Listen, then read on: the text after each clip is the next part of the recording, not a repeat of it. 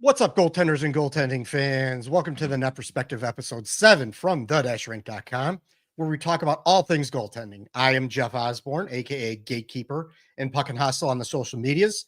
And over in my little window below here is my goaltending buddy, Pete Fricano, of many years.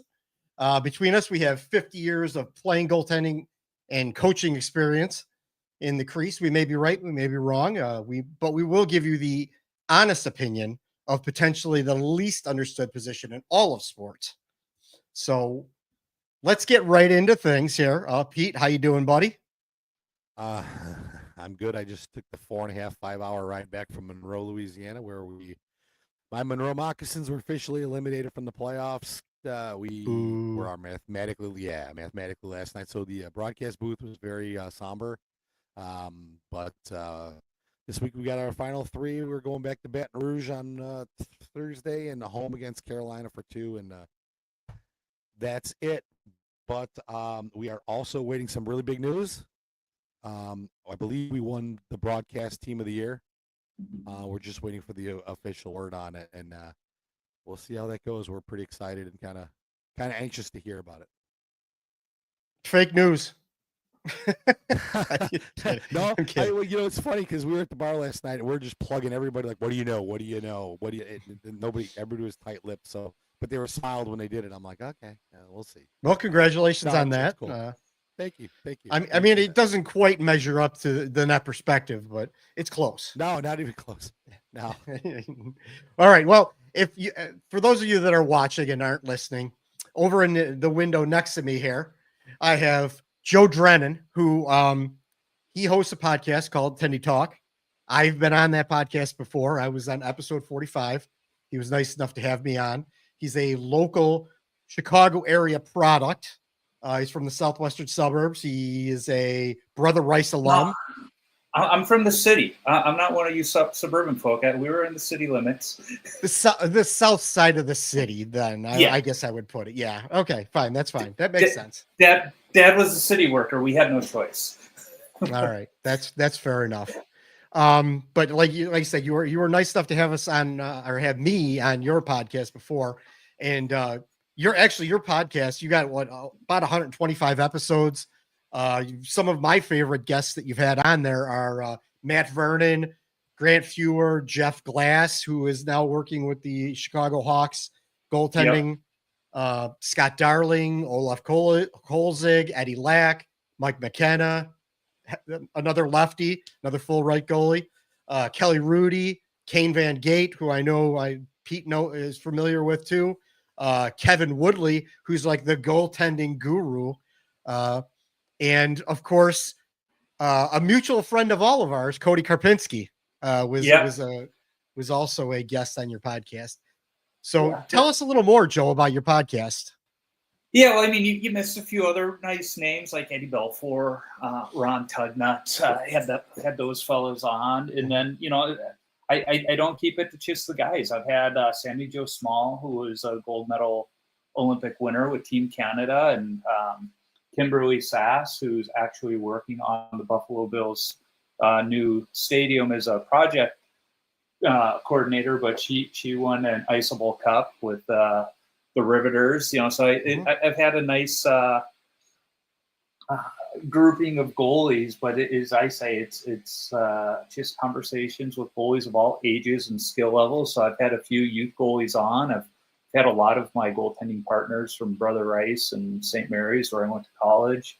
I used to say it was kind of spitting chicklets for goalies, but I think it's more of Joe Rogan for goalies, because there's really no set. This is what we're talking about. It's just we're sitting down having a conversation.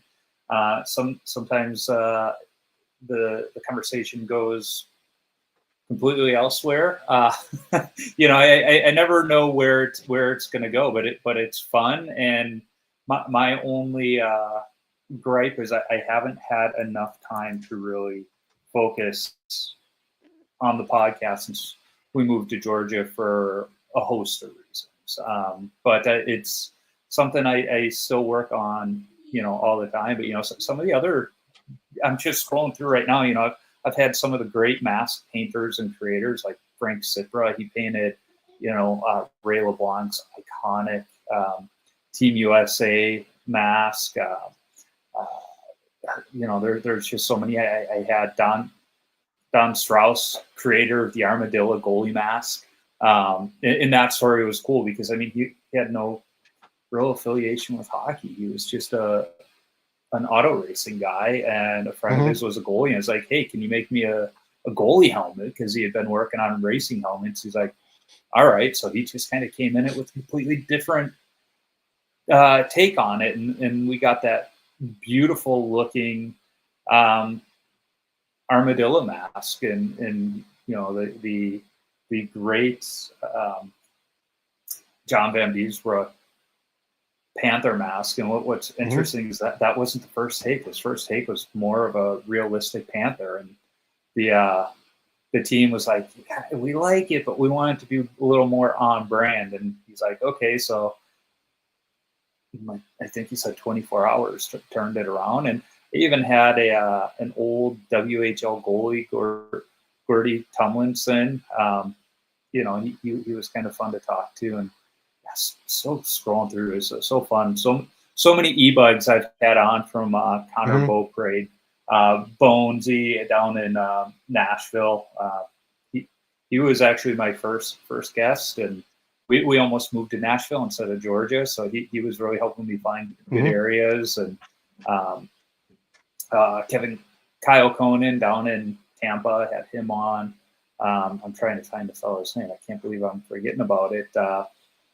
But he was the Dallas E-Bug who got into a game too. And that was a funny story because he was talking, his dad, was watching the game and then it turned it off. And, he calls his dad after the game and he's like, did you see the game, Dad? And he's like, I saw part of it. Looks like they had a really bad night. And he's like, so you don't know that I actually got into the game then, do you? And his dad was like, no. So, that was one of the fun ones. But you even had Brian DeCord, Joey DeCord's dad, who I liked talking to him because he was the BU goalie while Drew Comessa was there. And I was asking him, because he had already been drafted by the Hawks. I was like, hey, as a Hawks fan, what should I be thinking about this kid? And he's like, if they let him mature and take the road, they don't push him, he can be something special. And I think we see a little bit of that, if anything, he might be on that Crawford plan of 5+ years in the minors. But I wonder what that's going to look like with our new goalie, Spencer Knight. Having too many decent goalies is not necessarily a bad problem. Yeah, no, because another goalie I had on who's in the Hawk system is Ben Goudreau. He's down playing for the Indy Fuel right now, and I think if he was in a lot of other programs, he'd be in the AHL. But he's down in the coast because they want him playing games and not sitting on the bench. And I had him on after he was in the World Juniors winning a championship, simply because I saw that his World Junior set was the Bauer digiprint of the Eddie Belfour red and white with the black stripes. And I was like, all right, the first person to do the digiprint right. And we were talking about that. So when he signed with Chicago, I sent him a message. I was like, you have to bring that set back. And he's like, I already got something else in the works. And, he's just kind of going the boring soccer ethics. I'm like, Ben, come on, you got to bring back the Belfour tribute. And he hasn't yet. But yeah, I mean, I could keep going through my list of goalies I've talked to, but the thing is, they've all been fun to talk to. The NHL goalies have been great. Even Eddie Belfour, he was my idol growing up, and it was funny because I had him and his son Dane on at the same time. And I talked to other people that have either had Belfour on their podcast, or one of my high school teammates runs marketing over at Goose Island and had Eddie and Chelios for a watch party with Panger and Scott Foster.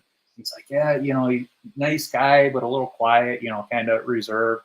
And Dane and I logged in early, and we're just sitting there talking because Dane played over at SIA just like I did, at the same time. We're talking about going across the street to Hockey Unlimited and seeing Linus and all this stuff. And Eddie logs in, and we didn't even acknowledge him for like 2-3 minutes. And all of a sudden, Dane's like, "Oh, hi, Dad." And Ed's like, "Do you guys need me?" And it almost took his defenses down because he saw we were getting along. And so we had such a great conversation. It was really fun because afterwards, I think it was my wife asked me, or, made the comment, you shouldn't meet your heroes because you'll be disappointed. And she's like, was it one of those situations? And they said, honestly, no, it was just a good conversation of, two goalies sitting in the locker room after a game talking. And then a couple weeks later, I had a nice bottle of whiskey show up at my front door with his autograph on the bottle. Yeah. So I'm not a whiskey drinker, so there's still some of it left. I break it out on special occasions, and every once in a while bring it to the rink for the boys to have some. But I encourage it. If you're listening to this, obviously you're a fan of goalies, give Tendy Talk a shot. Start wherever you want. Look for a goalie you like. There's a lot of them, and even give the names you wouldn't necessarily notice a listen to, because they're all great stories. And Woody was the only guest that I was talking to where instead of me asking if we were okay on time, he was asking me, because we all know he has to ask one last question. Very verbose. Yeah. Yes. But he was fantastic to talk to. And and it was funny because I talked to him shortly after I talked to Kelly Rudy. And in between that time, Rudy was on the In Goal podcast, and I forget what he was talking about, but he's like, "Yeah, it's just talking on another podcast earlier this week about this subject." And I was like, that was my podcast. And then like the next week I'm talking to Woody and brought that up, and he just started laughing. Not realizing that. So, but just like Woody, I'm a little long-winded in my responses. That's all right. That's all right. I am too. We all are. Pete can be that way too. We all get long-winded with times. Oh man, you just in an opening, you and I can go 20 minutes. It's like, it's a southside thing. It is. It's so easy, and we're gonna, I think, push us another couple seconds here. But a lot of the crossover that you had, and just mirror images, my whole thing. I'm a little older than you. You guys actually might have crossed paths, being in the Catholic League and all that. Oh, we've accidentally crossed paths, but we'll talk about that off camera. Yeah, man, we with the whole Southside thing. I mean, so I'm gonna break down the Eddie Belfour thing. So yeah, Eddie obviously was my idol. I did the JR Shelley's Children hockey camps.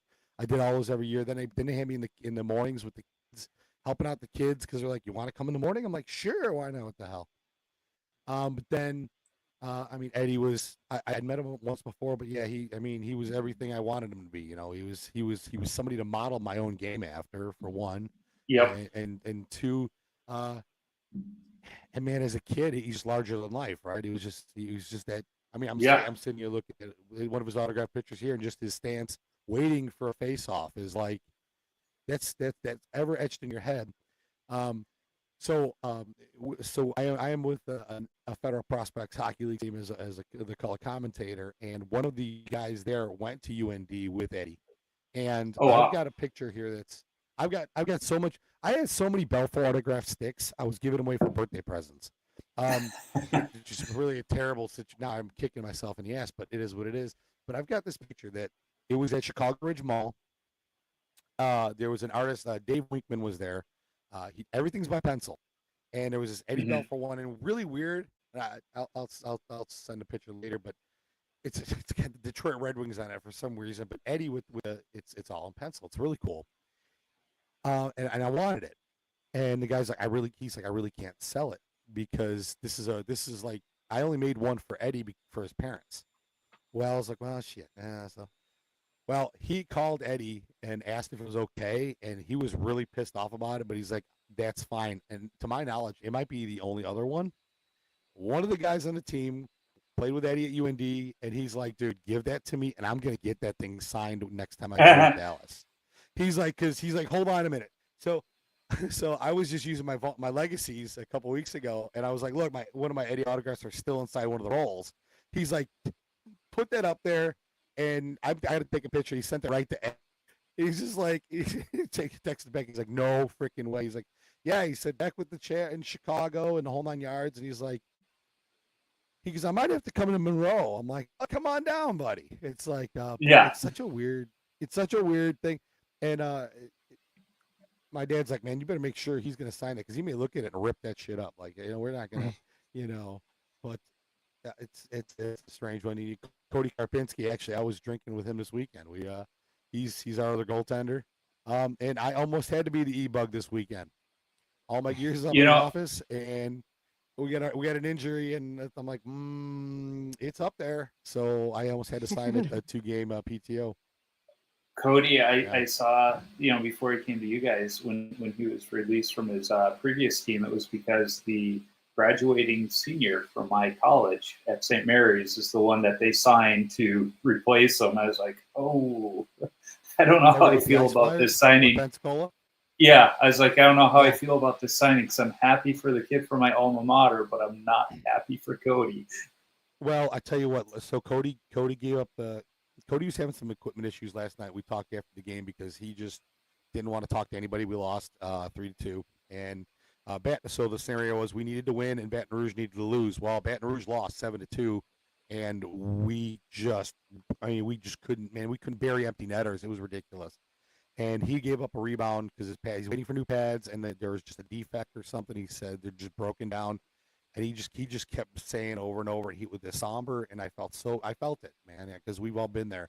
And he's like, one more shot, like one shot. I'm like, Cody, and he had his Eco Hockey shirt on, and everything. I said, look, man, it is goalieparts.com. Yeah, babe.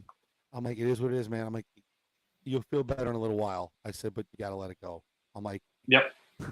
It's not on you, man. It's a team sport. You know that. And yeah, he loosened up later. But he's gonna be on our podcast next week. It's gonna be a goalie overload. I'm gonna have him, Sean Kuhn, and myself on there with our Inside the Snake Pit. Our fans are gonna go nuts over it. But yeah, it's a cool link too with Cody, and it's like it's a small community when you really break it down to it. It is. And Casimir Kaskasuo is another potential that we may be having on this one because I just didn't know it. I've got a link to him. So I was like, no way. So yeah, Scotty Koash practices with him in the summertime up in Minnesota. So yeah, I haven't had Kaz. I've tried to get Kaz on it. It's funny because his wife is from Forest Lake, Minnesota, and I was a sports writer in Forest Lake for a number of years and coached the high school hockey team there as the assistant and their goalie coach. So I tried pulling that. Hey, I'm spent quite a bit of time. My ex brother-in-law's kids went to school with your wife. This kind of deal, and he didn't say no, but it was kind of a scheduling thing. But he's buddies with KVG and my buddy Bonesy. So I'm trying to get him on because I love his. Just documenting his life in the minor leagues. I think it's a great eye-opening piece for kids to realize, minor league hockey is awesome, but it's still not the glamorous life you think it is. You're still hustling to make to make ends meet. It's good. And the one bad thing though is I think it gives us beer leaguers who think we could have had a shot at the minor leagues like we were this close, we could have done it. I laugh because if you heard the Timmy Stapleton Spittin' Chicklets episode where and Timmy, he was another Catholic League kid, played for Fenwick same time I was playing for Brother Rice. I'm pretty sure Timmy scored a few goals on me, but he said, he was at one of Billy Zito's pro skates and he saw something in him and he got him into, pro hockey. And I'm sitting there going, that was probably the same pro skate I was skating with Billy and his guys.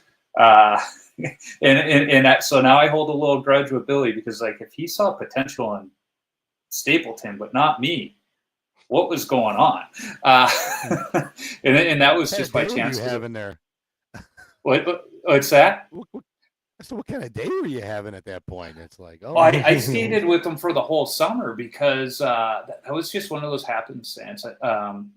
I was home for the summer between my junior and senior year because I was interning at ABC News with Rob Johnson, who is a big hockey fan and plays. His son's playing junior hockey right now.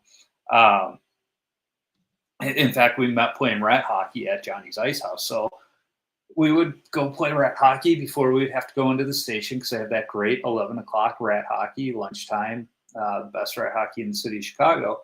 And Billy was skating with us all the time. And, you know, he had his breezers from Europe on that had all the ads on there. And so we'd pick on him for that because he was player agent at the time. And like that second week of summer rat hockey, you know, some of his guys started to show up like Joe Corvo and Brad Norton. And our rat hockey, as good as it was nowhere near what they needed for a summer skate. So then Billy got the ice before rat hockey, and their second day of it, Corvo comes up to me. He's like, "Hey, we need a goalie tomorrow. You want to skate?" And I was like, "Yeah, I do." And after that, it was the rest of the summer. I got to skate with those guys. And it was great because my dad was working across the street in the 911 center because this was post 9/11. So he had a desk job with emergency management. So he was able to come over on his lunch hour. And, you know, he got to see me stop a NHL breakaway. You know, it's kind of fun to stop that, look up and see him smiling. And then 10 minutes later, I'm in the other end and Rob Brown coming down on a breakaway, loses his edge, takes me out, takes the net out. We go slamming into the boards. He's just giving me a bear hug laughing. And he's like, "Are you okay?" I was like, "Yeah, I'm fine." But yeah, I just look at him like, "Billy, how did you see something to be Stapleton, but not me?" Definitely a grudge you're going to be holding for a while. I can tell it stings. Yeah, you know, and like I'm happy for him. You know, he became a GM in Columbus, GM down in Florida. He's won a cup, and I'm happy for him. But at the same time, I'm like, but what could have been, Billy? I could have been a fantastic backup goalie for any team. I would have had the great towel around the neck. You know, give me that goalie that wants, you know, that Grant Fuhr goalie that wants to play 98% of the games for the season, and I would have been great. See, I never have those delusions because I'm like 5'7", and no one wanted a 5'7" goalie. Yeah, and plus I didn't get started till later, so I was never, you know, I wasn't competing at a decent level until my 20s. Yeah, you're right. 10 was tall, man. You're right, Pete. I mean, people weren't looking for that 6 foot plus goalie. I mean, I'm 5'10", 5'11", depending on who's measuring me, and that was considered like your average size goalie in the 90s. You know, and anything taller was kind of the aberration, and you know, so as Alan Bester, Mike Vernon, Darren Pang, they're all shorter. Yep.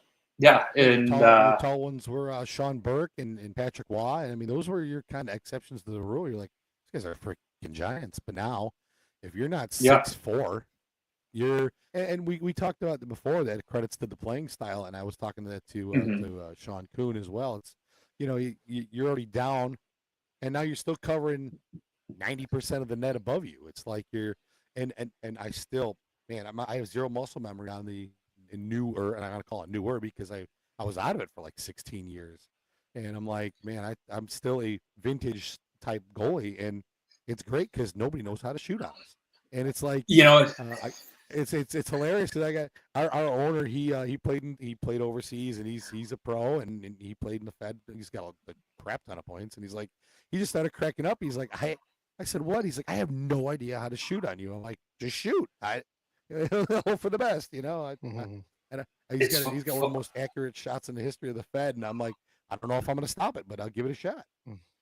It's funny you say it because I showed up to a beer league game early. I still show up an hour before games games. And this was a couple years back when I was still living in Minnesota. And I show up to a game at Ford Ice Arena, and there's a high school team going out for their summer skate before us. And they're just getting on the ice, and the coach is like, hey, one of our goalies didn't show. Do you want to come get some extra shots? So I'm like, God, it's been years since I've actually been to a practice. This could be fun. So I'm like, sure. I was like, but I'm not going to do any power skating or anything. He's like, I didn't expect you to. I just want you to stop shots. I was like, okay. Yeah. So they're scrimmaging at the end, and I pulled out a pad. It was a 2-on-1. So I stacked the pads, and the rebound goes right back to this kid, but he just stops. And he looks at his coach. He's like, I don't know how to respond to that. Like, what was that? He'd never seen it before.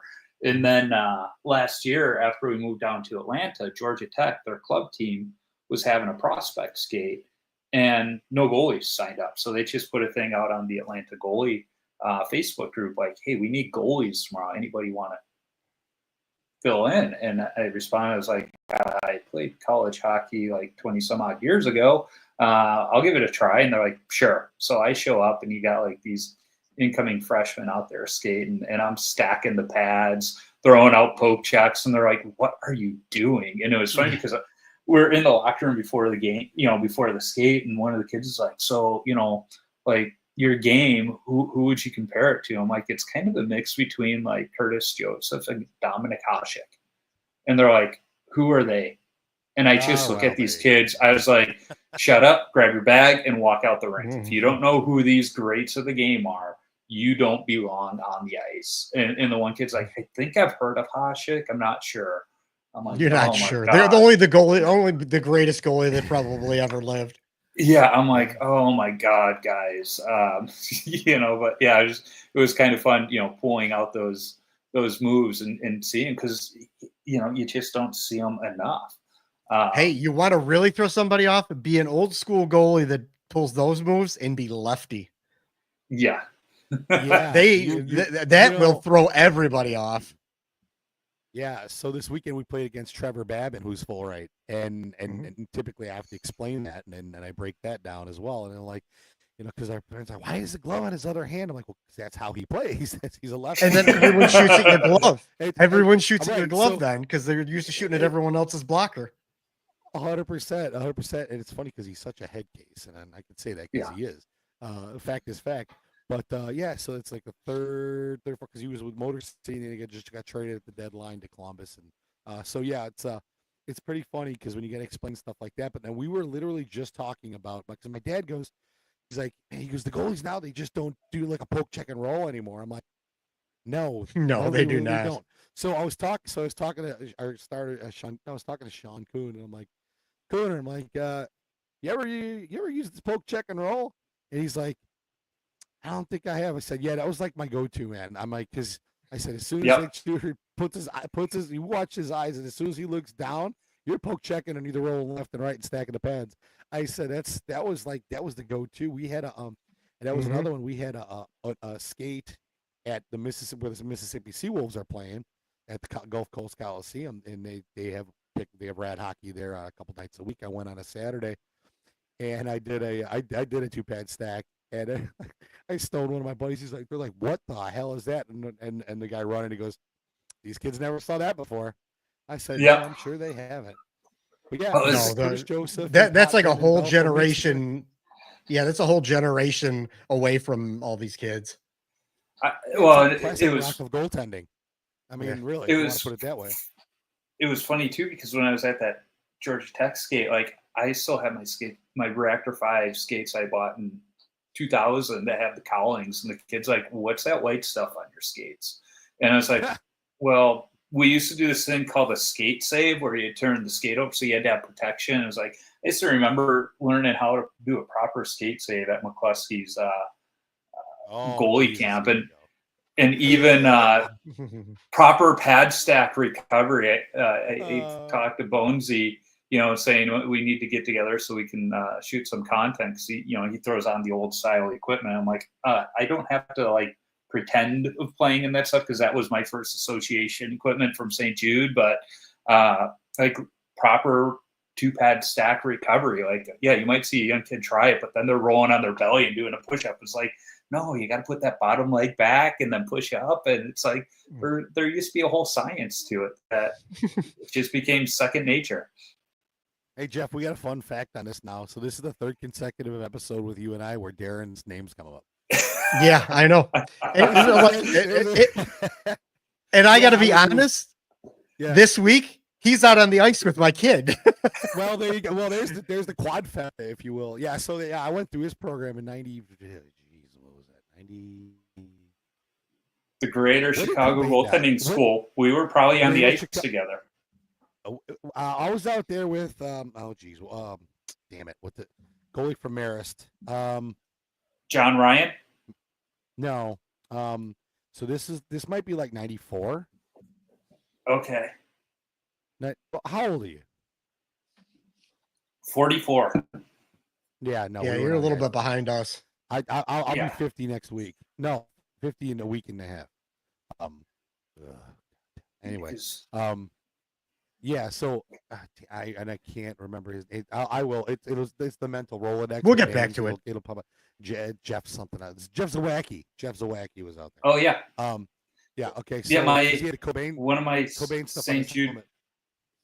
One of my St. Jude teammates' brother was Bud Hickey, the Marist coach. Oh my gosh! Yeah. So the circle continues to get smaller and smaller. Yeah. I remember being at.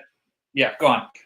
Yeah, but Darren's whole thing was, and so I was going to go play with the Junior Blues at the time, and that was his whole thing, and he's like, well, Fricano wants to play with the Junior Blues. What do you guys think? And they're all like, yeah, why not? Like what? And that's it. We skated, and then we did some really stupid drills. I'm like, did a whole bunch of like up downs, like for like 20 minutes straight. I'm like, well, now that the legs just fell off. Oh God. And you know what, though? God love him, because I wish I was continuing, because I can't get up now to save my ass. Like, I'm like, I need a cane or something. I don't know what happened. You do 20 minutes of up downs, and then you'd have to stand in your stance while they skated around trying to push your skates out, knock your stick out of your hand, and everything else. But it's funny you mentioned the Junior Blues, because one of my college teammates, after he played for the Junior Blues, and then he was their longtime GM and coach until he just stepped down. I think it was 2 years ago to coach his son's team, Chris Flogger. So yeah, the circle continues. It is. It's so wild. It's, Jeff and I circle is weird. Now you and I are we've got a little more intertwining than you think, but we got some intertwining with that, and now we got the whole three. It's like a little trinity. It's just kind of fun. Yeah, I remember. Did you know this was going to happen, Jeff? No. I think you had an inkling, because I mean, when I had Jeff on, I mean, we were talking, his dad being a Worth firefighter. Like, my dad started out on the fire department in North Palos, and my uncle was in North Palos, so it was like there's intertwining there. I remember texting my dad afterwards, and it was like, do you know this guy? He's like, yeah, I remember him from when I was at North Palos. I was like, yeah, just talking to his boy. But I remember being at one of the McCluskey camps, and we were on the studio ice at SIA for some stupid reason. So they could really only shoot at us in one end, and one of the Schmutt brothers was shooting on me, and it was working on the blocker, roll the wrist, and he shoots it. I roll the wrist, and it goes right at the fire extinguisher, shatters the glass. And Darren goes, well, we should probably move you guys, and since there's really nowhere else we can shoot, I guess we're doing up downs now. And I was like, oh. But it was just so funny, Schmutt hits it, I go like that, it breaks the glass, and we just look at each other like, oops. But yeah, do you remember when they would turn the nets around and then bring the tennis racket out with the tennis balls and hit them off the boards? I'm not gonna lie, man. That was actually one of my favorite drills. I was gonna bring it up because I was like, because you turn around, you're stopping, you turn around, stop. It was like, it actually now it's almost like it's almost like shutting your eyes, open them, and then they're shooting. Or the other one was you laid on your stomach with your eyes shut. You slapped the stick down, and you got up, and you had to stop it. That was he had so many busters. Yeah. And some of the stuff I did like, but and we did it at the studio rink over at SIA. Yeah, which was a perfect setup for us.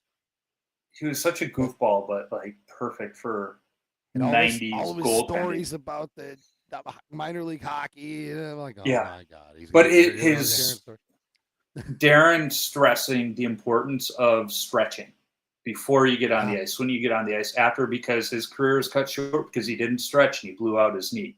So it's like, even to this day, I can still do the splits because of him, because I still stretch before I leave, you know, before I get on the ice. When I get on the ice, it's just always stretching, and drove that one home.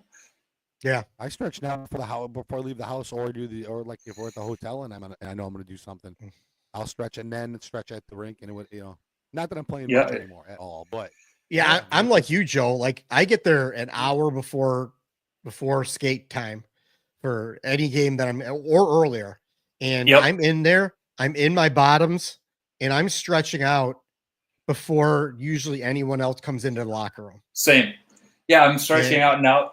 Now that I subscribe for Sensorine, and now some of my teammates walk in, and I'm sitting there with the VR headset on, and they're like, "What is this?" Yeah, I saw that picture of your teammate looking at you like, "Yeah, exactly." Well, what is this nerd doing? Like Mikey is a great guy. He's from Buffalo, but he's a school counselor too. So it's like he's like I feel like this is somebody that should be walking into my office at work and not my goalie. Like he's clearly got issues. But yeah, oddly enough, I'm not the biggest weirdo on my team. We got this Canadian fellow, Benny, who he has a doctorate in theology and a doctorate in Latin, and he is not a Catholic priest. Like, wow. Yeah, Benny's something else. Combo. That's a combo there. Yeah. Well, not to. I got to reel this back in. I'm going to reel it back in a little bit. Yeah. We've been on for 30 minutes. 30 goalies is like herding cats. Yeah, we've been on for 30 minutes, but we got some topics we can talk about a little bit, and we've done our trip down memory lane a little bit. I don't want to like. I love doing it and I enjoy it, but I don't know how much the audience really enjoys it. But we have a good old time, and I'm sure it's like listening to three guys sitting in the bar telling old war stories or whatever. I mean, we could really turn people off and start talking of who had the better French fries, Pops or Rosie's. I mean, Michael A's. I mean, I worked at Michael A's for 5 years. Oh, wild card. I worked at Michael A's for 5 years. My cousin owned Michael A's, so I have to always go for Michael A's. Pops was right out my back gate. True story. I still go to Pops all the time. Yeah, I still go to Pops all the time. Yeah, I took my wife to Pops. We were in these last trips, but Rosie's is right down the street from my mom and dad. And one time I got a deep fried moth. Ugh. All right. On that note, in a bag of fries. Yeah. Moving on. Brings it up all the time. She's like, you want to go get some moth fries? I'm like, no, it's probably not. No. And you got to ask her if Pizza Puff special too. So I mean, there's that. Yeah. That they but we can all agree it's Nick and Vito's, right? Yeah. Oh my God. Palermo's, man. I got it. Well, Pete, I know you were on the road today. Yeah. You were on the road today, so you didn't get to see this. But Joe, I'm sure you're aware of that this happened. I watched it. Ovechkin. I love Ovechkin. I do. He plays it like he's a kid. He always played the game like he was a kid.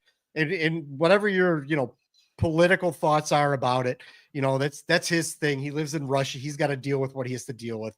But as far as the game goes, hockey, the game, like he plays it like a kid does. He just enjoys it. He has fun. Like, that's what I love about this guy. And today he broke the goal record. He broke Wayno's goal record today. So, like, from the perspective of a goalie, and this is what I was thinking about the other day, because he nearly broke the record against the Hawks. We were all watching. Yep. Spencer Knight did everything in his power to make sure that Ovi did not break that record in that game. And they were doing everything possible. Yeah. The Capitals were doing everything possible to feed him for that goal. So it's like, I felt for like, he was probably the least favorite person in that entire arena with Spencer Knight. The fact that they were booing him when he made a save, like he had to have been, everybody on the bench just had to be laughing, including Spencer. But bless the kid, because he did it. He pulled it off. He played his ass off. and he wasn't that guy that's going to forever be seen as the one that gave up that game-winning goal or the record-breaking goal to Ovi. Yep. So, like, Pete, what is your opinion on that from a goalie perspective about the Ovi goal? That's like a typical Chicago thing. Regardless, that would have been like if it's going to happen, it's going to either happen to the White Sox or the Cubs. It's going to it's going to be we're up. We got the one screwed on that one. We got the I don't even think it's so much from the goalie perspective. For me, I hate seeing those guys, those hockey gods from when we were kids. Those guys, those hockey guys there getting broken. Yeah, I mean, you know what I mean. It's really, I mean, it's bittersweet. He's a great player, but man, it's still Gretzky, and it's like, geez. So, I would have been devastated if it would have been against me. But what I thought was really cool is he did not want to break it on an empty netter. Yeah. I think that's a whole different level of like, whoa, wait a minute. That's awesome. As a sports writer, though, when you start looking at his stats, him having more empty net goals than anybody else, and he had the 2 power play goals in that game, I almost feel like it would have been A, fitting that his hat trick goal would have been the empty netter, and then B, every goalie would have been going, thank God, none of us have to be on that highlight of the record-breaking goal. So, like, part of me was like, it could have been cool in that regard, but he was like, no, I want to do it the right way. So instead, a kid gets his first NHL goal instead of Ovi breaking the record for that empty netter. And then, of course, he gets it on a power play. Again, fitting.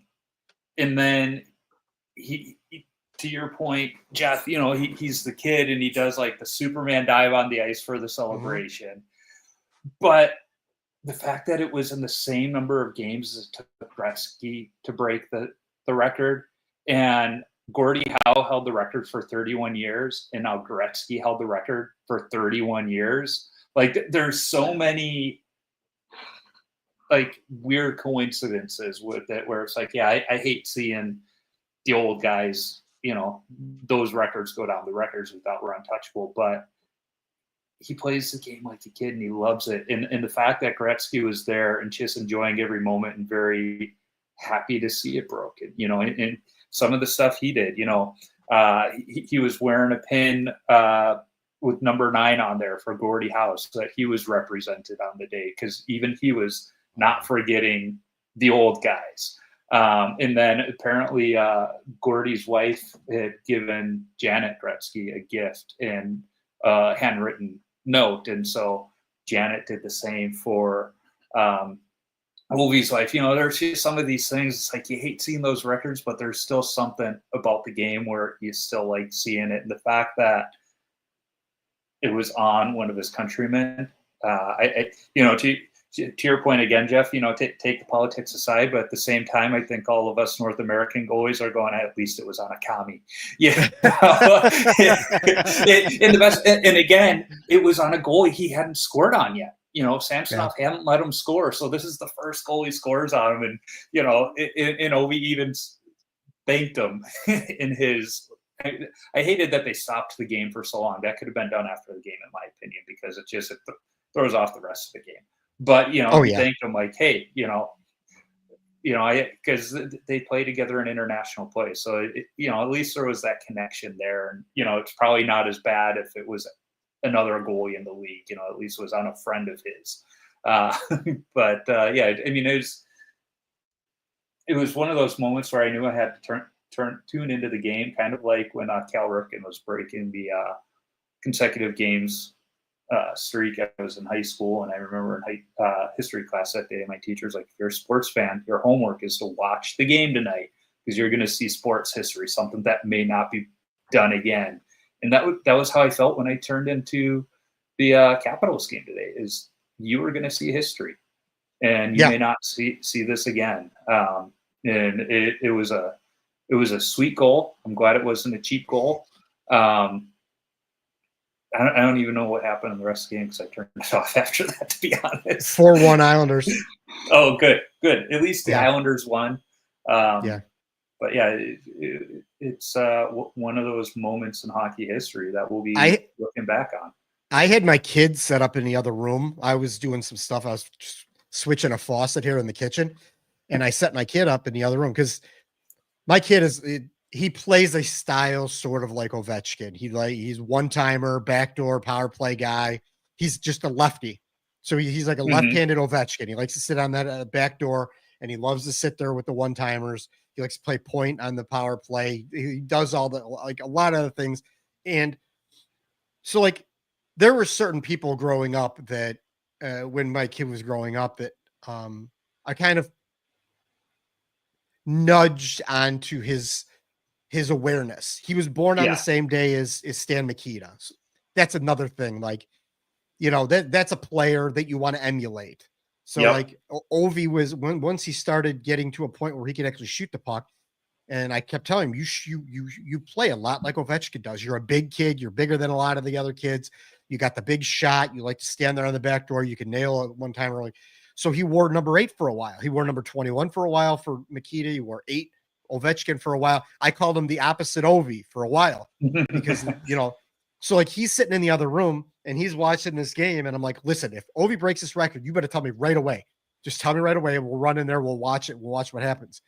So I'm walking around and I look, I come up walking up the stairs and I look in there and he's not in the room. And I look on the TV and it says 895 and you see Ovi skating around the ice. And I'm like, dude, what happened? We missed it. We missed it. Are you kidding me? What are you going to do? But yeah, I mean, I'm glad it happened. I've always been a huge Ovi fan just because, like I said, the way he plays the game is the way you would want people to play the game. They love the game. It's not a job to him. He does it because he loves the game. Like just the swan dive, like that was amazing. And the way he celebrated when he won the cup, like it was the 2 greatest achievements in his life, other than probably his kids. Like you can't hate on that. If you hate on that, like there's something wrong with you. You just I wasn't hating on it. Yeah. But man, he's like a man child, right? He's just been, his evolution's been amazing. It's I mean, and all the battles with him and Sidney Crosby. I mean, that's kind of, I think, the mold that's gonna always really be remembered is those 2 battling it out every year. What a great battle to watch that. I'm glad I'm not a Metro. What is it? Metropolitan League now? Metropolitan Conference or whatever they're doing over there. I'm still on the Campbell and Wales, man. I don't, we are old school. Yeah, we need to bring that. We need to bring that back. They got it over Darien. Yeah, over Darien, they got the Campbell rink and they got the Wales rink and they got the Norris rink. That's bring them back. Beauty. Yeah. Although I mean, we might see the Hawks move into the West here soon when expansion hits. That'll be interesting. Yeah, it'll help with travel. That is a great segue, Joe. That's what we call a pro segue right there.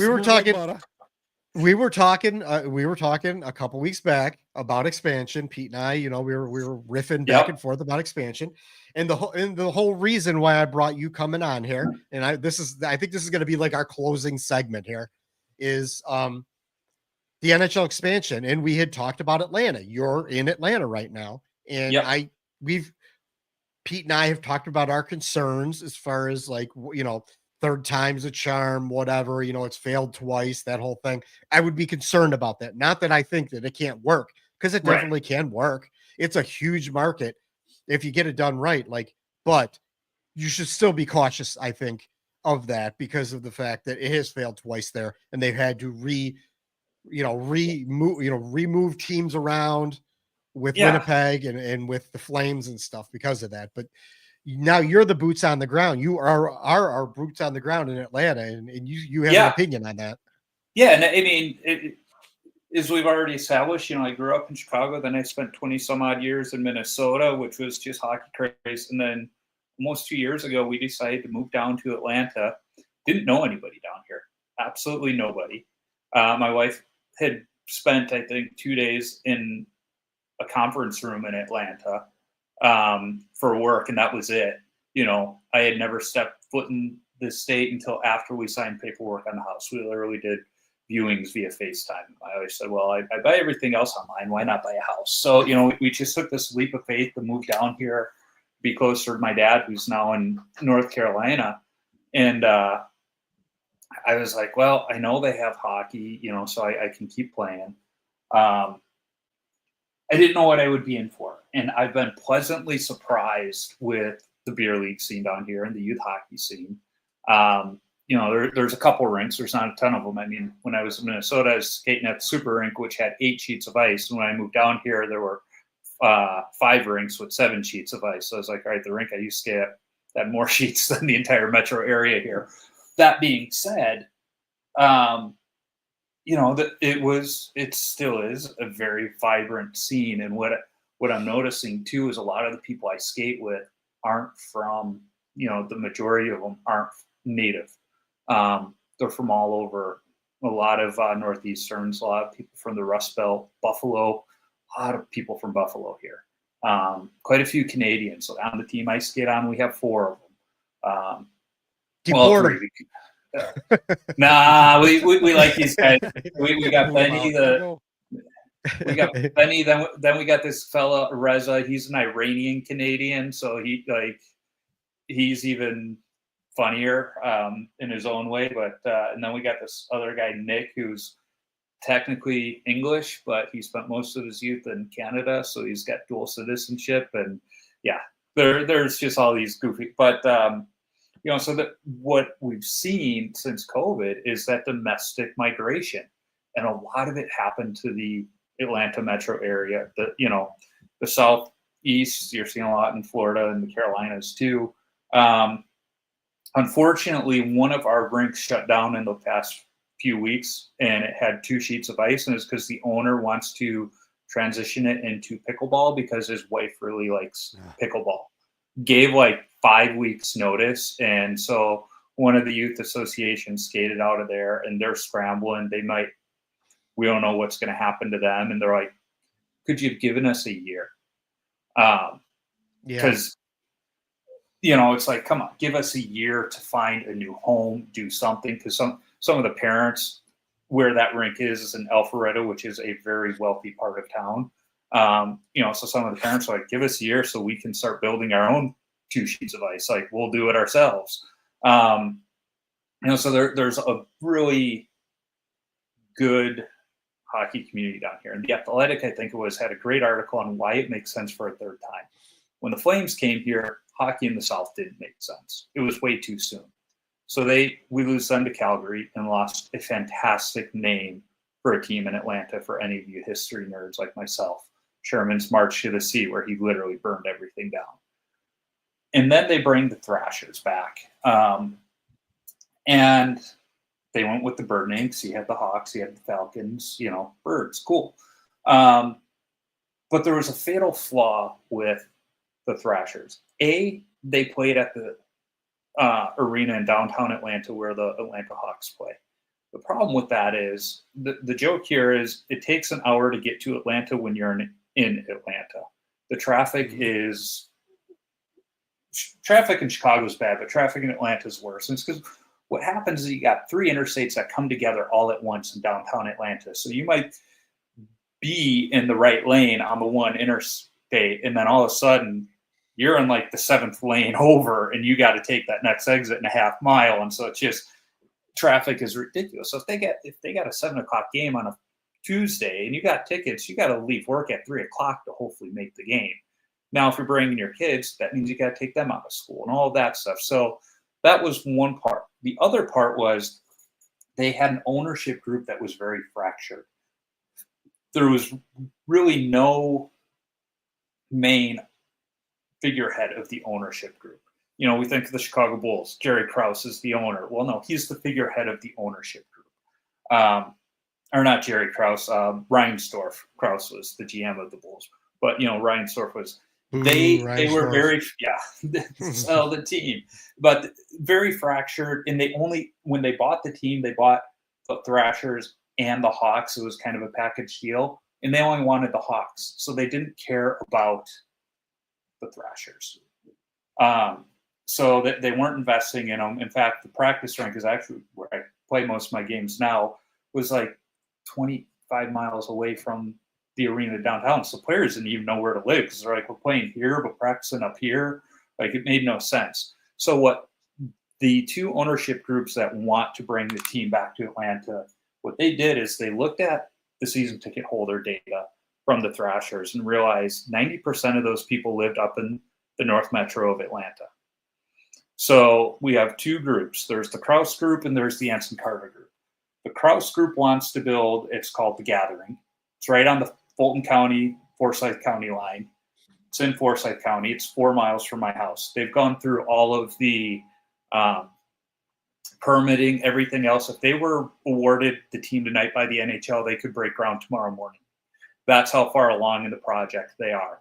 They've also said that their plan is to build a community rink for their practice rink within 4 miles of the Gathering, so that players don't have to figure out where should I live. You live right here in where I live, Cumming. Yes, as you would expect it to be spelled. And to make you laugh more, right behind our house is Dick Creek. Or, but they could live in Cumming, they could live in Alpharetta, and that little area there. Perfect. The Carter group, the Anson Carter group, is a couple miles south, and it's called the North Point Mall Redevelopment. I'm not too sure what that means yet because they haven't released any renderings. They haven't really gone through the permitting process or any of that. They did get approval from the city to move forward, but they still have to go through the county to do all of that stuff. And again, they don't have any renderings or anything. So if you're asking me who's the stronger group, I would say it would be the Krause group, because that's a single ownership. They own a bunch of car dealerships down here. Mm-hmm. In fact, they funded the Atlanta Fire's trip up to the P.O.V tournament in Quebec and showed up and everything, all of that. And then you've got the Anson Carter group, where that's a group. It's not one single owner, it's a group, but they own the Atlanta Gladiators, the ECHL team in town. So they have an established footprint here, which it sounds like if they get the team, they want to bring the Gladiators up to the AHL then, because it makes sense. That'll be their feeder team. I'm hearing conflicting theories from people that know, and they're like, well, the NHL loves Anson Carter. He's kind of their it thing right now for possible ownership. So it's like they have this group that could break ground tomorrow, and then this other group that's going to take a while to get to the same point. But the important thing is there's two dedicated groups that have a figurehead. They have a focus. They did their homework to see where are the season ticket holders. They're all up here. So now, instead of it taking us an hour and a half, 2 hours to get to a game, it would take me 5 minutes to get to that rink. It's going to be cheaper for me to Uber than it will be to pay for parking. One of those situations. Some people are upset going, oh, well, what about the person that lives on the south side? Well, statistics show people on the south side of Atlanta aren't hockey fans, so it doesn't matter. The hockey fans are up here. They want to build the rink where hockey is here. So I think it's going to happen. All signs are pointing to it, and I think they're doing it right. And the other thing that's proving that this will work is when the Atlanta Braves built their new stadium, they built it on the northwest side. I'm more northeast, but it's like on the northwest side, there's a ring of bypass interstate 285 that goes around. So both of them are just off of 285, easy to get to no matter where you are in the city. You don't have to go through downtown. You can go the long way if you have to. Yeah, a lot of Chicagoans are not familiar with bypasses. Most cities have bypasses where they bypass you around the city. Go down to Indianapolis. They have a bypass. A lot of them have bypasses. Chicago's tried it, but the city's just too darn big where it doesn't matter where you put an interstate. It's still going to go through, heavily populated areas. So they're technically 294 is a bypass, but it passes through where O'Hare is. So that's the issue. And also with Chicago, you've got one whole side of the city that you can't access because of the lake. So you can only access the south, the north, and the west side of the city. So that's a whole thing too. You can't really necessarily have a true bypass. When I was in college, there was a lot of kids from the Chicagoland area, and we'd always talk about the north side, the south side, the west side. And one of these kids from Minnesota was like, "Why don't you guys ever talk about the east side?" And we're like, "We do. It's called the lake." And they're like, "What?" And we're like, "Yeah, look at the map. The east side is the lake." That's like the north side of Cleveland. Yeah, it's kind of yeah. It's one of those things, but yeah, I think it makes sense. You know, the biggest debate amongst fans down here is, will they bring the Thrasher name and back, because the league owns that brand, not the Winnipeg franchise. So they could, or there's been discussion, do they kind of go with one of the youth programs on here is like the Phoenix, and so some fans are like, that's almost a great mixture of the two former franchises of the bird rising from the fire. So it's like, yeah, what will the team name be? I don't think it'll be the Phoenix, because there's already an AHL team named that. Yeah. So, and hockey's not like soccer where there's 3 teams in the MLS named the United. I don't think the NHL is going to go that route. Atlanta Hockey Club. No. Nailed it. Yeah. No. Yeah. Well, I mean, I want to see it. Of course, I don't want to see teams fail in the NHL, because when teams are good, that means revenue's good, and that means that the game is flourishing. Yeah. No one wants to see this sport. I didn't want to see Arizona fail, but it was inevitable. It just It was a calamity of errors in that. So at the end, you start being like, hey, it's time to cut bait. And when they don't cut bait, then you're rooting against them. You're like, it's time to start over somewhere else. And they did, and now Utah's doing great. Yeah, they tried their hardest and gave them every opportunity to succeed. And it was like every step along the way in Arizona, they just shot themselves in the foot.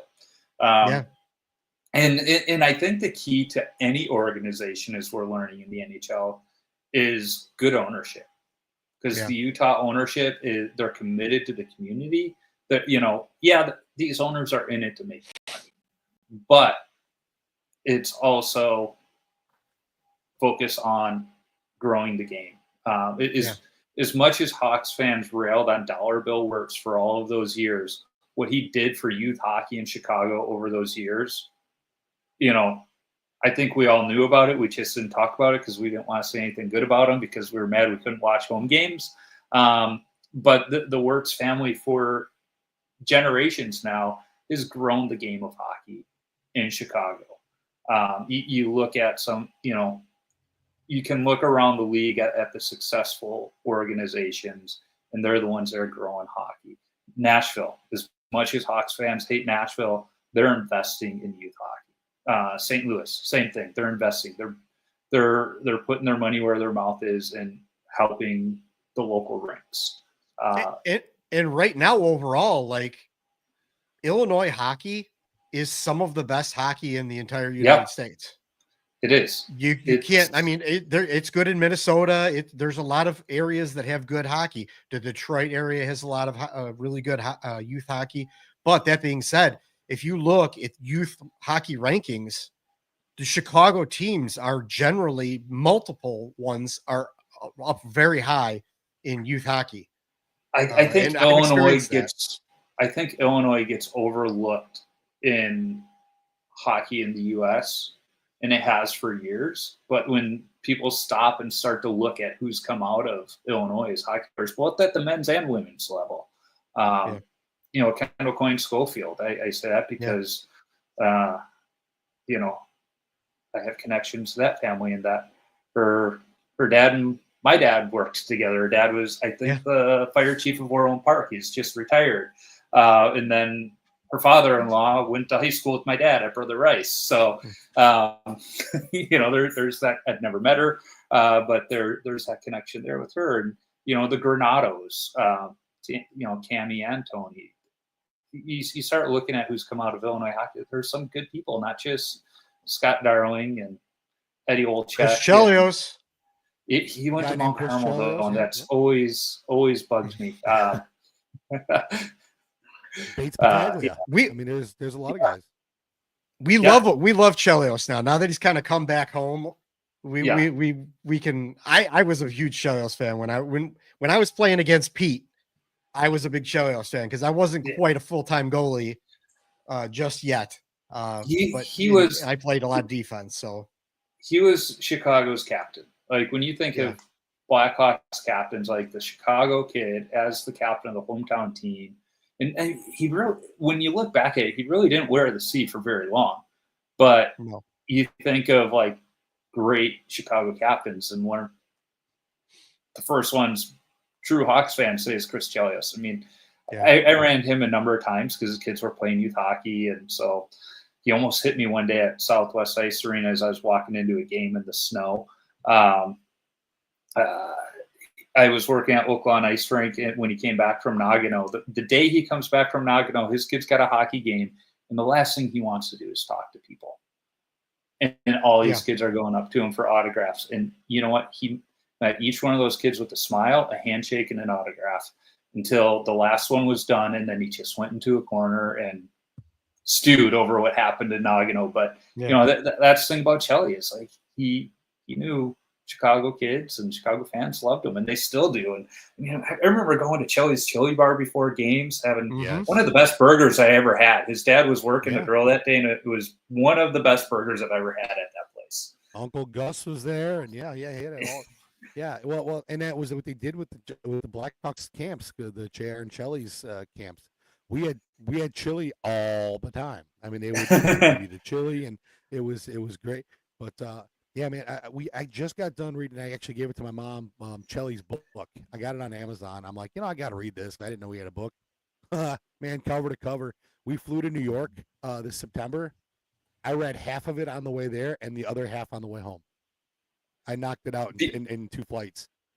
Because he went to Mount Carmel, I didn't know he could read. Yeah, well, I mean, that is a problem. Yeah. Hey, look, truth be known, I almost went to Marist. I was getting pulled that direction because their coach at the time liked me, and he let me go to their dry land. Ask Slanicki. Slanicki's like, Ray Chokey wants you to come over to practice. I'm like, why? He's like, he likes you. I'm like, okay. So I would do all this. I question his character right away if he liked you. Character. I questioned his character then and now. He's a creepy dude. But yeah, I mean, it was like you would dare. Man, I came right out of Darren's class one day, out of his camp, and I went right to Dryland because there's this like tennis courts like right next to SIA, kind of like down the street. We boom. I mean, I was over there another hour and a half after goalie camp in the summertime, just drenched. I mean, why do we do those things? We could go all day and it didn't matter.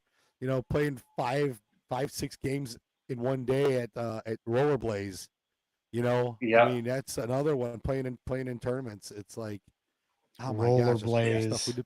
But Charlie, good old Rollerblaze. You know, and I talked about that in our podcast this week for the Moccasins. We brought that up, and we brought up about the youth hockey in Illinois, about being such a hockey hotbed. People I think forget about how good, because you know, when I was going through, so you had the all your Illinois stuff, but then you had your Eliana League, and then you had the Ella Michiana League, and you had that whole loop, and then you played teams up in Wisconsin, but that whole corridor was so strong.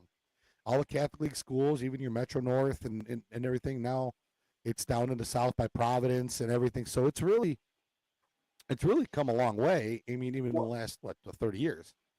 I think one of the things Illinois does good is house league hockey in Chicago, or is somebody I once heard call it travel house league, because like St. Jude, we would play the Hawks out of the Spectrum, Homewood, Flossmoor, and Oak Lawn. So you had these 4 organizations, but it was a really good house league, like house league hockey that would probably rival some travel hockey leagues at the time.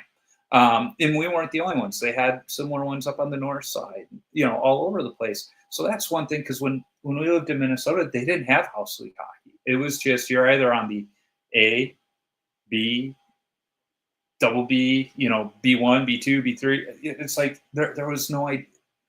So these kids whose parents didn't want to travel all over the state every weekend, like your kid was SOL. My boy would have played hockey. He's like, I just want to play house league hockey. It's like, I get it, but that's not an option. So he's like, all right, I'm playing baseball. Now he's working at a rink and playing hockey a little bit, because they have a rec league here. But I think that was a great setup, and still is a great setup, that house league system Chicago has. And then, as you mentioned, the Chicago Catholic Hockey League, I don't think it gets the attention it deserves. When I was coaching in Minnesota, that some of the kids I was coaching, they're like, "Oh, you played your high school hockey in Chicago. It's not that good." Blah blah blah. And then Christmas time rolled around, and we had a Christmas Eve skate, and I threw the pads on, and they're like, "Oh, you're actually not bad." And I was like, surprise, Sonny Jeb. And then in our Christmas tournament, Fenwick came up, and that was the year they won the state tournament. And they just physically and on the scoreboard kicked the crap out of everybody. And they play old Catholic style hockey where it's not the dirtiest. Well, it's a bit of dirty hockey. It's a rougher style than what these Minnesota kids were used to. And like the coaches are like, "Where's the penalty? Where's the penalty?" And finally the ref came by and he goes, "We could call a penalty every time somebody touches the puck right now, but we want kids to play the game. So just let your boys know the whistles are going to be in our pockets for a while. If it's obvious or somebody can get hurt, we're going to blow it." And it was like, yeah, that's Catholic League hockey, fellas. And after that tournament, so I was talking to some of the kids, and they're like, "Yeah, okay, we got a little more respect for where you came from." I was like, "Yeah, it's a different game." And I don't know if Catholic League hockey is still as old school, Don Cherry Rock'em Sock'em hockey as it was, the game is really more. Yeah, they're really sanitizing the game a little bit. It is like like you see in every program now. They're going for like speed and everything. They're getting away from the rough and tumble game. So it's not what it used to be, but it's still good. It's still fun hockey. It was so gritty and raw. But it was like Fenwick and Marist and Carmel and Rice, Rita. I mean, it was Andrew had it, or not Andrew, St. Lawrence's team, and they were never very good. But it was fun. I go to the Catholic games because of Slanicki, and I mean some of the chants and things like that were so. But I don't think you get away with half that stuff now. But no, I don't care. But nonetheless, I still remember we were playing St. Rita in football at Brother Rice, and they were lining up for the snap, and we were letting the St. Rita fans know what kind of a woman St. Rita was. The 1, 2, 3, 4 chant? Yeah. Of course, I was at Brother Rice. I was a freshman during the buckwheat incident, so that was fun. Well, you guys lived. You didn't live that far from Rice, so that's no. I was less than a mile. It was funny. I almost went. I looked at Marist, but my dad was a Rice alum, so I couldn't do it. It went against my DNA to even consider Marist. But I considered St. Lawrence, and it was pretty much up until test day that I made the decision. And I'm glad I went to Rice. It was a great school, got a great education, great teachers. And it's crazy that St. Lawrence doesn't even have a hockey team anymore. That doesn't surprise me. We pushed so hard for Oakland High School to get a team. I had to play elsewhere. I couldn't play there, and there were quite a few guys that went to Richards that played that couldn't play there either because they didn't have one. So. Yeah, I was at Richards. Yeah, my parents couldn't afford to send me to Catholic school, and I really wasn't religious, so I wasn't going to go to a Catholic school. And my main sport back then was football and track. Yep. So, like, I could do that at Richards. You could do that at public school. You were built like a keg anyway, man. You were just a spark. He still is. Yeah, it made sense for you. He is really. You haven't really. Hey, I'm down 30 pounds, boys. I'm down 30 pounds since Christmas. I'm coming back. You look like a water fixture, man. I'm coming back, baby.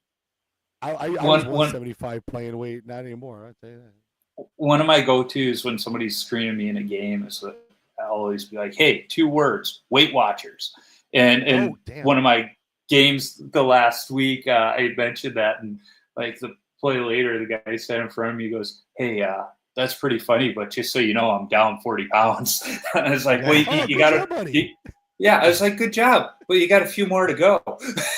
He just started laughing. Yeah, and he just started to laugh, and so much.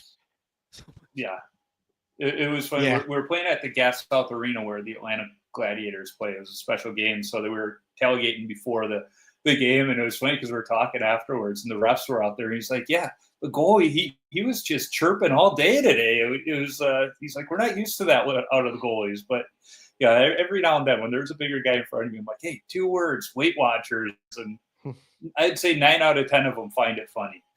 I'm trying to teach my kid the art of the chirp because I'm a very mouthy goalie myself, and you know, I try to tell him like the things like during a game that you would use to pick on somebody to chirp them, and he's still 12, so he's still learning. But hopefully someday he gets some of his dad's chirps. I've had a couple. I'm like, if it's good enough that you make the ref laugh, then you know you've actually accomplished something.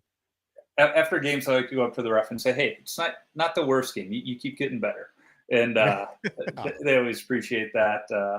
God, what was? Oh yeah, my teammate Benny, who I was talking about. We got a couple Russians that play in the league, so he has learned a few chirps in Russian just to get under their skin. And then we got a French Canadian, so he's got a few in French that he got. We don't know what he's saying to him, but we just know they're not good by the reactions. That's awesome. When you can give the chirp in the native language, that's always a good one. Yeah. Well, I think this has actually been our longest podcast. We're at like an hour and 16 minutes, so I think we're gonna have to wrap this up this time. We might have to do a part 2 at some point. Have Joe back on down the road. But I think we're I'm up for it this time. Yeah. I know Pete and I could talk just amongst ourselves for hours and hours. I have to actually pull the cord on a couple of these just because people don't want to listen for 3 hours anymore. They don't want to do my old Puckett Hostile Shoutcast 3 hour, Wednesday night 3 hour sessions like Joe Rogan anymore. These things get me along, like the rides back and forth to Monroe. Like this morning, I listened to I on the way back, I listened to the Slang and the Biscuit with Travis Ridgen, because I'm like, well, let's see what he has got today. That's going to kill an hour. I listened to our podcast. I'm like, well, I killed another hour. I'm like, oh man, what else can I listen to? What else we got? I don't feel like listening. Now you have the Tendy Talk. Yeah, I can go back to listen. Sometimes I listen to our games just to kind of recap it, but it's always good to hear what everybody else is kind of doing because you get different ideas. And I think you and I, you can come up with 2 topics and we could talk on it for 2 hours, right? Yeah, it's 100%. Yeah. Well, Joe, thanks for joining us. I really appreciate you coming on, and I appreciate you having me on yours as well. I'm just happy I don't have to do post-production for this one. Yeah, that would be me. That's right. I'll be doing that. I do all of it. I'm the chief cook and bottle washer at this organization. So yeah. But so thanks for coming on. That's everyone. That's Tendy Talk podcast. You can find it on all the podcatchers, just like you can find ours. And Pete, you want to give your plugs on your stuff? Yeah, so I got Inside the Blue Paint is my podcast, and you can also follow me on Instagram on the same moniker, and also Pete Fricano Media, and that's my my main go-to right now for my commentary stuff, and then hopefully that continues to do well, and that's what I've got right now. Yeah, everyone, you can see on the screen there, Puckett Hostile. That's me on all the socials. I share stuff on there, and Twitter mostly, some Blue Sky, some little bit of Instagram, and all those crazy social media things. You're Washed Up Goalie, Joe, right? Yeah, you can just search Washed Up Goalie, Instagram, Twitter, Facebook. I keep it pretty simple. And YouTube. I try and post some of my beer league highlights every now and then when my GoPros are actually working for a full game. So I try and do that too. So if you want to see an old guy break out the old stuff. Cool. All right. Well, thanks to everyone for watching us or listening to us. This has been episode 7 of The Net Perspective on all your favorite podcatchers. as well as the video versions on Facebook and on YouTube. Until next episode, get in net.